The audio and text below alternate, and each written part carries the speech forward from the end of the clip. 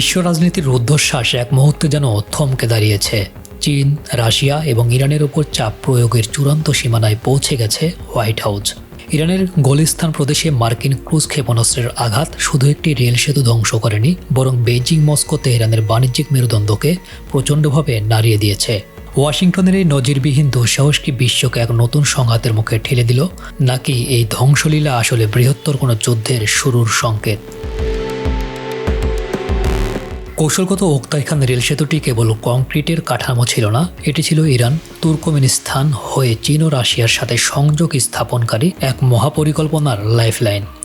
Al Jazeera ও farce নিউজের তথ্য অনুযায়ী ওয়াশিংটনের দীর্ঘদিনের মাথাব্যথা ছিল এই ত্রয়ী শক্তির ক্রমবর্ধমান অর্থনৈতিক জোট।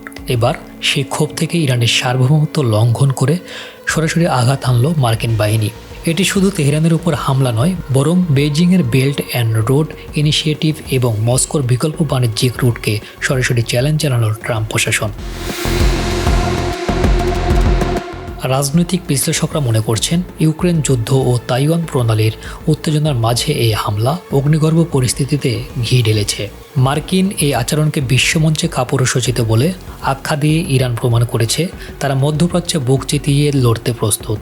পুতিন ও শি জিনপিংয়ের অর্থনৈতিক স্বার্থে এই আঘাত ভূরাজনৈতিক সমীকরণকে অমূল বদলে দিয়েছে।